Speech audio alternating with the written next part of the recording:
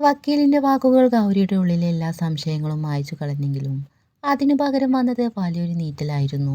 തന്റെ അച്ഛന്റെ ഓർമ്മകൾ പോലും സ്വന്തം ഇളയമ്മ തനിക്ക് നേരെ ആയുധമാക്കിയല്ലോ എന്നോർത്തപ്പോൾ അവൾക്ക് വല്ലാതെ ശ്വാസം മുട്ടി. ഞാൻ ഇവിടെ വന്ന നാളുകളിൽ കാർത്തികേട്ടൻ എന്തുകൊണ്ട് ഇത്ര അകലം കാണിച്ചിരുന്നു, എന്തുകൊണ്ട് എന്നോട് അത്രയും അധികം ദേഷ്യപ്പെട്ടിരുന്നു എന്നതിന്റെ കാരണം അവൾക്കിപ്പോൾ വ്യക്തമായി. അവൻ അവളെയല്ല വെറുത്തത്, അവളെ ചതിച്ചു കൊണ്ടുവന്ന ആ കള്ളത്തരത്തെയാണ്. ഗൗരിയുടെ കണ്ണുകൾ നിറഞ്ഞൊഴുകി. താൻ അനുഭവിച്ച വേദനകൾക്കും ഒറ്റപ്പെടലുകൾക്കും പിന്നിൽ ഇത്ര വലിയൊരു വഞ്ചനയുണ്ടെന്ന് വിശ്വസിക്കാൻ അവൾക്ക് ഇപ്പോഴും പ്രയാസമായിരുന്നു. എല്ലാം മനസ്സിലായി വക്കീലേ. എനിക്കിപ്പോൾ എല്ലാ സത്യങ്ങളും അറിഞ്ഞതിൽ വല്ലാത്തൊരാശ്വാസവും അതിലുപരി സങ്കടവും തോന്നുന്നു.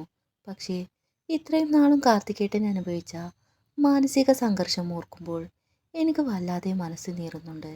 അദ്ദേഹത്തിന് എന്നോട് ദേഷ്യം തോന്നിയതിൽ തെറ്റില്ല. ഗൗരിയുടെ ഈ പക്വത കണ്ടപ്പോൾ വക്കീലിന്റെ കണ്ണുകളിലും ഒരു സന്തോഷം തോന്നി. അദ്ദേഹം ആശ്വസിപ്പിക്കാൻ എന്നോണം ഗൗരിയുടെ തോളിൽ കൈവച്ചു. മോളെ, നീ കരയരുതേ. സത്യം എന്താണെന്ന് കാർത്തിക്കിന് മനസ്സിലായിട്ടുണ്ട്. ഇനി കാര്യങ്ങൾ ശരിയാകും. നീ ധൈര്യമായിരിക്കുക. ഞാൻ ഇറങ്ങട്ടെ മോളെ. കാർത്തിക്കിനെ കുറിച്ച് ഓർത്തും നീ അധികം വിഷമിക്കേണ്ട. അവൻ എങ്ങും പോകില്ല. അവൻ വൈകാതെ തിരികെ വരും. അദ്ദേഹത്തിന്റെ മുഖത്ത് അച്ഛന്റെ തുല്യമായ സ്നേഹവും കരുതലും ഉണ്ടായിരുന്നു. സ്നേഹത്തോടെ ഒന്ന് പുഞ്ചിരിച്ചുകൊണ്ട് വക്കീൽ പടിയിറങ്ങി. വക്കീൽ നടന്നു നീങ്ങുന്നത് നോക്കി ഗൗരി അവിടെ തന്നെ കുറച്ചുനേരം നിന്നു. വക്കീൽ പറഞ്ഞ കാര്യങ്ങൾ ഓരോന്നായി അവളുടെ മനസ്സിൽ തെളിഞ്ഞു വന്നു. എല്ലാം അറിഞ്ഞപ്പോൾ അവൾ കാർത്തിക്കിനോട് കാണിച്ച പ്രതികരണങ്ങളെ കുറിച്ചോർത്ത് അവൾക്ക് കുറ്റബോധം തോന്നി. ഗൗരി മെല്ലെ തന്റെ മുറിയിലേക്ക് നടന്നു. കട്ടിലിലേക്ക് തളർന്നിരുന്ന അവൾ മുഖം പൊത്തി പൊട്ടിക്കരഞ്ഞു. ഇത്രയും ക്രൂരത കാണിച്ച ഇളയമ്മയ്ക്ക് വേണ്ടി കാർത്തികേട്ടനെ തെറ്റിദ്ധരിച്ചുവല്ലോ എന്നോർത്തപ്പോൾ അവളുടെ ഹൃദയം പിടഞ്ഞു. എനിക്കു വേണ്ടി ഇത്രയധികം വേദനിച്ച, ഇത്രയും ക്രൂരമായ ചതി അറിഞ്ഞപ്പോൾ എനിക്ക് വേണ്ടി പോരാടിയ കാർത്തികേട്ടനോട് ഞാൻ എത്ര മോശമായാണ് പെരുമാറിയത്. ഞാൻ അദ്ദേഹത്തോട് തട്ടിക്കയറി സംസാരിക്കേണ്ടിയിരുന്നില്ല. അയ്യോ, ഞാൻ എത്ര വലിയ തെറ്റാണ് ചെയ്തത്. ദൈവമേ, എനിക്കൊരു വലിയ തെറ്റ് പറ്റിപ്പോയി. ഗൗരിയുടെ മനസ്സിൽ ആ നിമിഷം കാർത്തിക്കിന്റെ മുഖമായിരുന്നു.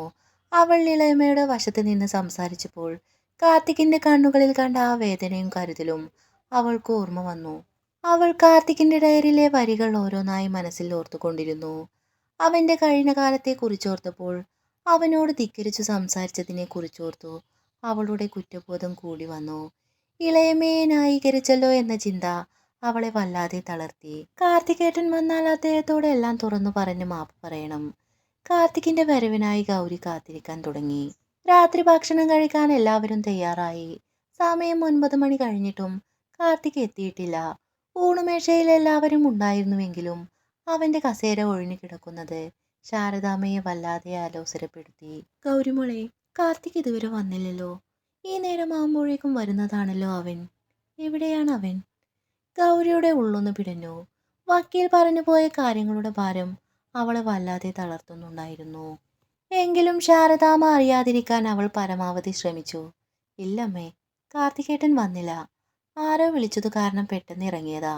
വരാൻ അല്പം വൈകുമെന്ന് പറഞ്ഞിരുന്നു. അമ്മ വിഷമിക്കേണ്ട, വേഗം വരും. ശാരദാമ്മയുടെ സംശയം മാറ്റാനായി കല്യാണിയമ്മ അത് ഏറ്റുപിടിച്ചു. ശാരദാമ്മേ, അവനിപ്പോൾ കുറച്ചു നേരത്തെ പോയത് ഞാനും കണ്ടതാ. ആരോ വിളിച്ചതുകൊണ്ട് വളരെ അത്യാവശ്യമായി എവിടേക്കോ പോകുന്നത് കണ്ടിരുന്നു. ശാരദാമ്മ അതോർത്ത് വിഷമിക്കേണ്ട. അതെ അമ്മേ, ചേട്ടൻ അർജന്റായിട്ട് പോയതാ. ശാരദാമ്മ സമാധാനമായി മരുന്ന് കഴിച്ചു പോയി കിടന്നോളൂ. നേരം കുറച്ചായില്ലേ, കാർത്തികേട്ടൻ വരും. അമ്മ ഇങ്ങനെ ടെൻഷൻ അടിക്കണ്ട. ഭക്ഷണമൊക്കെ കഴിച്ചു കഴിഞ്ഞു ശാരദാമ്മയെ ഗൗരി റൂമിലേക്ക് കൊണ്ടുപോയി. മരുന്നെല്ലാം കൊടുത്ത് ശാരദാമ്മ കിടന്ന ശേഷം ഗൗരി മുറിയിൽ നിന്നും പുറത്തു വന്നു. അപ്പോഴും അവളുടെ മുഖത്ത് വലിയ ടെൻഷൻ കാണാമായിരുന്നു. കാത്തിരിപ്പിന്റെ ഭാരം കൊണ്ട് അവൾക്ക് നിൽക്കാൻ വയ്യാതെയായി. ദിയമോളെ, കാർത്തികേട്ടൻ വന്നില്ലല്ലോടി. നേരം കുറേയായല്ലോ. വലിയ ദേഷ്യത്തിലല്ലേ ഇവിടുന്ന് ഇറങ്ങിപ്പോയത്. എന്തെങ്കിലും ആപത്ത് പറ്റിയതാണോ? ഗൗരിയുടെ ഈ ചോദ്യം കേട്ടതും കല്യാണമ്മയും ദിയയും ഒരുപോലെ പേടിച്ചു. അവർ ഗൗരിയെ ആശ്വസിപ്പിക്കാൻ നോക്കിയെങ്കിലും അവരുടെ ഉള്ളിലും വലിയൊരു പിരിമുറുക്കമുണ്ടായി. ചേച്ചി വെറുതെ ഓരോന്ന് ചിന്തിച്ച് പേടിക്കേണ്ട. കുറച്ച് കഴിയുമ്പോഴേക്കും കാർത്തികേട്ടൻ വരും. നമുക്കൊന്ന് വിളിച്ചു നോക്കാം. ദിയ ഉടൻ തന്നെ ഫോൺ എടുത്ത് കാർത്തികിന്റെ നമ്പറിലേക്ക് വിളിച്ചു. ഫോൺ ബെല്ലടിക്കുന്ന ശബ്ദം കേൾക്കാൻ അവർ 3 പേരും ശ്വാസം അടക്കി പിടിച്ച് കാത്തിരുന്നു. പക്ഷേ ദിയയുടെ മുഖം ഒന്ന് വാടി. ചേച്ചി, സ്വിച്ച് ഓഫ് ആണ്. ദിയയുടെ വാക്കുകൾ കേട്ടതും ഗൗരിയുടെ ഉള്ളിലെ ടെൻഷൻ കൂടുതലായി. കല്യാണിയമ്മയും ദിയയും പരസ്പരം നോക്കി. കഴിയുന്നതും ഫോൺ സ്വിച്ച് ഓഫ് ചെയ്യാറില്ലാത്ത കാർത്തിക്കിന്റെ ഫോൺ ഇത്ര രാത്രിയിൽ ഓഫായപ്പോൾ അവർ മൂന്നുപേരും ഒരുപോലെ ആകെ പതറിപ്പോയി. മൂന്നുപേരും സോഫയിലേക്ക് തളർന്നിരുന്നു. ഗൗരിയുടെ കൈകൾ വിറക്കുന്നുണ്ടായിരുന്നു. ദിയ ഫോൺ കയ്യിൽ മുറുക്കെ പിടിച്ചു. കല്യാണിയമ്മയെ ആകട്ടെ എന്തോ ഓർത്തെന്ന പോലെ കസേരയിൽ ഇരുന്ന് പിറുപിറുക്കുന്നുണ്ടായിരുന്നു. ദിയ, ഒന്നുകൂടി വിളിച്ചു നോക്കിയാലോ? ചിലപ്പോൾ റേഞ്ച് കുറവായിരിക്കും, ഗൗരി അപേക്ഷാസ്വരത്തിൽ പറഞ്ഞു. ഇല്ല ചേച്ചി, ഞാൻ കുറേ തവണ നോക്കി, സ്വിച്ച് ഓഫ് തന്നെയാണ്. ദിയയുടെ ശബ്ദത്തിൽ ഒരു തേങ്ങൽ ഉണ്ടായിരുന്നു. ഓരോ നിമിഷവും അവർക്ക് മണിക്കൂറുകൾ പോലെ തോന്നി. വാച്ചിലെ സെക്കൻഡ് സൂചി നീങ്ങുന്നത് പോലും അവരുടെ നെഞ്ചിടിപ്പിന് വേഗത കൂട്ടി. ഗൗരി ഇടയ്ക്കിടെ ജനലിലൂടെ മുറ്റത്തേക്ക് നോക്കി. ഇരുട്ടിൽ വരാന്തയിലെ ബൾബിന്റെ വെളിച്ചം മാത്രം പതിക്കുന്നുണ്ടായിരുന്നു. വണ്ടിയുടെ ശബ്ദം കേൾക്കാൻ കൊതിച്ച് അവൾ കാതുകൾ കൂർപ്പിച്ചു. സമയം 11:30 വീടിനുള്ളിൽ നിശബ്ദത തളം കെട്ടി നിന്നു. ഗൗരിയുടെ മനസ്സിൽ വക്കീൽ പറഞ്ഞ കാര്യങ്ങൾ വീണ്ടും ഓടിത്തുടങ്ങി. താൻ കാരണം കാർത്തിക്കിന് എന്തെങ്കിലും സംഭവിച്ചിട്ടുണ്ടെങ്കിൽ അത് തനിക്ക് ഒരിക്കലും പൊറുക്കാൻ കഴിയില്ലെന്ന് അവൾക്ക് ഉറപ്പായിരുന്നു. അങ്ങനെയിരിക്കെ ദൂരെ നിന്നും ഒരു കാറിന്റെ ശബ്ദം ഗൗരിയുടെ കാതുകളിൽ പതിഞ്ഞു. അവൾ പെട്ടെന്ന് സോഫയിൽ നിന്ന് എഴുന്നേറ്റു. ദിയ, കേൾക്കുന്നുണ്ടോ വണ്ടിയുടെ ശബ്ദം? ദിയയും കല്യാണിയമ്മയും ഒരുപോലെ എഴുന്നേറ്റ് വാതിലിനടുത്തേക്ക് ഓടി. ഗൗരിയുടെ കണ്ണുകൾ വിടർന്നു. ഗേറ്റ് തുറക്കുന്ന ശബ്ദവും അതിനുശേഷം വണ്ടി മുറ്റത്തേക്ക് കയറി വരുന്ന ശബ്ദവും വളരെ വ്യക്തമായി കേട്ടു. കാർത്തികിന്റെ വണ്ടി മുറ്റത്ത് വന്ന് നിൽക്കുന്നതും അതിൽ നിന്ന് ലൈറ്റ് അണയുന്നതും കണ്ടപ്പോൾ ഗൗരിയുടെ ഹൃദയം സന്തോഷം കൊണ്ടും ഭയം കൊണ്ടും ഒരുപോലെ മിടിച്ചു. കാർത്തിക് വന്നു, അവൻ സുരക്ഷിതനാണ്. ആ ചിന്ത അവൾക്ക് വലിയൊരു ആശ്വാസം നൽകി. കാർത്തിക് വണ്ടിയിൽ നിന്നും പുറത്തിറങ്ങി. അവൻ നല്ലതുപോലെ തളർന്നിരുന്നു. വണ്ടിയുടെ ഡോർ അടച്ചുകൊണ്ട് അവൻ മുന്നോട്ട് നടന്നു. വെളിച്ചം മുഖത്തേക്ക് വീണപ്പോൾ അവന് വല്ലാതെ ക്ഷീണിച്ചതായി കാണപ്പെട്ടു. അവൻ പതുക്കെ സിറ്റൗട്ടിലേക്ക് നടന്നു കയറി. കാർത്തികിനെ കണ്ടതും കല്യാണിയമ്മ വേഗം അവന്റെ അടുത്തേക്ക് ചെന്നു. സമയം വൈകിയതിൻ്റെയും അവന്റെ മുഖത്തെ ആ ഭാവം കണ്ടതിൻ്റെയും ആദ്യം അവർക്കുണ്ടായിരുന്നു. മോനെ കാർത്തിക്, നീ എവിടെയായിരുന്നു ഇത്ര നേരം? നേരം 11:30 കഴിഞ്ഞു. നിന്നെ കാണാതെ ഞങ്ങൾ ഇവിടെ എല്ലാവരും ആകെ പേടിച്ചു പോയി. ഫോണും സ്വിച്ച് ഓഫ് ആയിരുന്നു. എന്ത് പറ്റി നിനക്ക്? കല്യാണമ്മയുടെ ചോദ്യങ്ങൾ തീരും മുൻപേ ദിയ ഓടിച്ചെന്ന് കാർത്തികിനെ കെട്ടിപ്പിടിച്ചു ഒന്ന് വിതുമ്പി. ഏട്ടാ, സത്യം പറഞ്ഞാൽ ഏട്ടൻ ഞങ്ങളെ വല്ലാതെ പേടിപ്പിച്ചു കളഞ്ഞു. ഇത്രയും വൈകിയപ്പോൾ വല്ലതും പറ്റിയോ എന്ന് ഞങ്ങൾ എല്ലാവരും പേടിച്ചു പോയി. ഏട്ടനെ കാണാതെ ഒരാൾ ഇവിടെ കരച്ചിലായിരുന്നു. കുറച്ചു നേരമായിട്ടൊരു സമാധാനവുമില്ലാതെ ഇവിടെ നടക്കുകയായിരുന്നു. ദിയയുടെ വാക്കുകൾ കേട്ടതും കാർത്തിക് ഗൗരിയുടെ നേരെ നോക്കി. വാതിലിന്റെ അരികിൽ തളർന്ന് നനഞ്ഞ കണ്ണുകളുമായി തന്നെ ഉറ്റുനോക്കുന്ന ഗൗരിയെ അവൻ കണ്ടു. ഒന്നുമില്ല ദിയ, ഞാൻ കുറച്ചു തിരക്കിലായിരുന്നു. വർക്ക് സംബന്ധമായ ഒരു ക്ലയന്റിനെ കാണേണ്ടി വന്നു. അത് കഴിഞ്ഞ് വരുമ്പോഴേക്കും കുറച്ച് വൈകിപ്പോയി. അപ്പോഴേക്കും ഫോൺ ഓഫായി. അതാണ് വിളിക്കാൻ പറ്റാതിരുന്നത്. അമ്മ ഉറങ്ങിയോ മോളെ?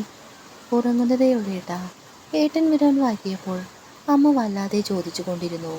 കാർത്തികേട്ടനെ കാണാതെ അമ്മയ്ക്ക് ഒരു സമാധാനവും ഉണ്ടായിരുന്നില്ല.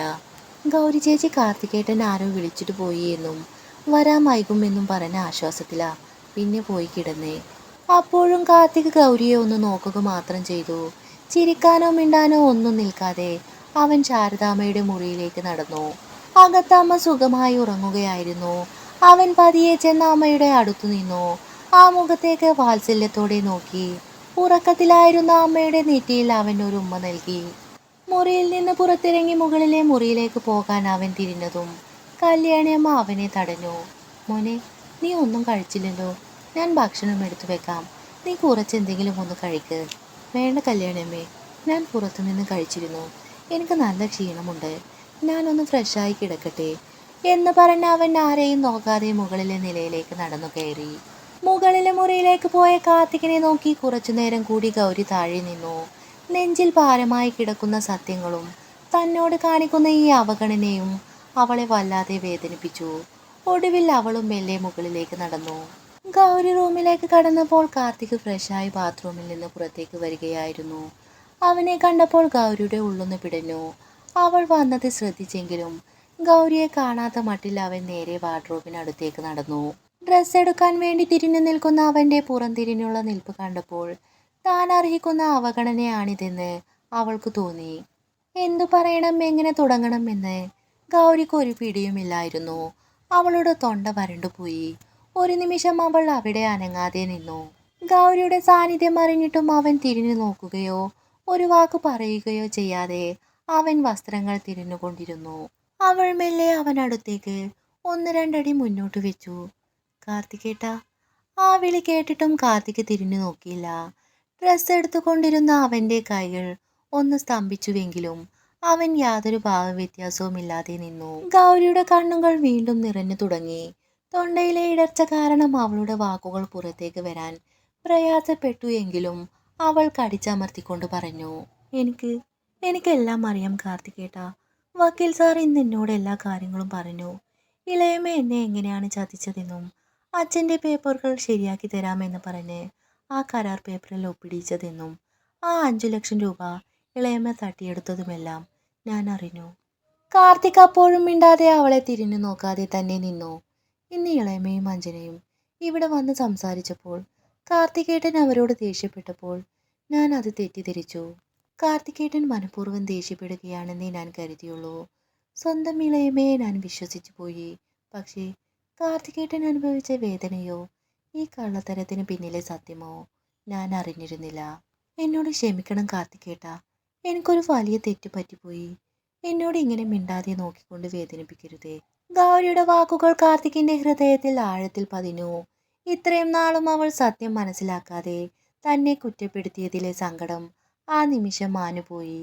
ഞാൻ അനുഭവിച്ചതെല്ലാം അവളും തിരിച്ചറിഞ്ഞല്ലോ എന്ന തിരിച്ചറിവ് അവന് നൽകിയത് വലിയൊരു ആശ്വാസമായിരുന്നു.